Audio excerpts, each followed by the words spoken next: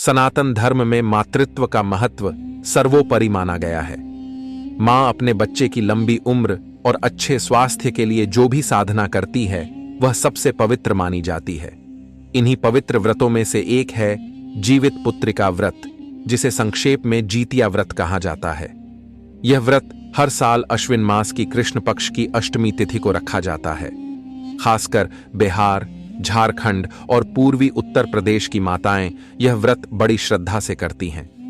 मान्यता है कि इस व्रत के प्रभाव से न केवल संतान दीर्घायु होती है, बल्कि निसंतान स्त्रियों को भी संतान सुख की प्राप्त होती है।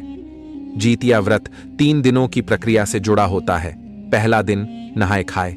इस दिन व्रती स्त्रियां सुबह स्नान करके सूर्य देव को अर्घ्य देती हैं, भगवान विष्णु की पूजा करती हैं और शुद्ध सात्विक भोजन करती हैं। विशेष रूप से नोने का साग, सतपुतिया की सब्जी और मड़ुए की रोटी बनाई जाती है।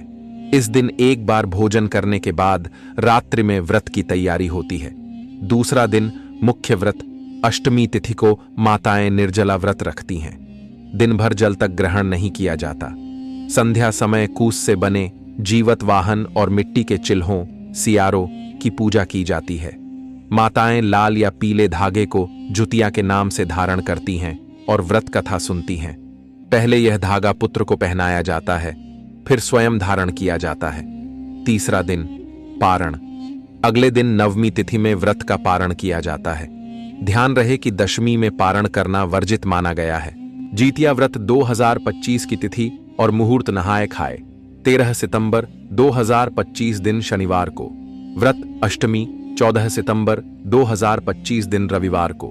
अष्टमी तिथि प्रारंभ 14 सितंबर सुबह 5:04 पर। अष्टमी तिथि समाप्त 15 सितंबर सुबह 3:06 पर।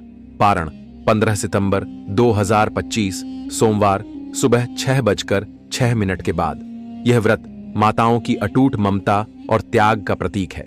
माना जाता है कि भगवान ज्योतिवाहन की पूजा से संतान पर आने वाले संकट टल जाते हैं। व्रती को संतान सुख, संतान की लंबी आयु और परिवार में समृद्धि का आशीर्वाद मिलता है। इस व्रत में कथा सुनना अनिवार्य माना गया है, क्योंकि कथा के बिना जीतिया अधूरा रहता है। तो माताओं की इस अद्भुत साधना और विश्वास को प्रणाम करते हुए हम सब भी इस पावन परंपरा से प्रेरणा लें। यदि आपको यह जानकारी उपयोगी लगे तो हरे कृष्णा जय श्री हरि अवश्य लिखें।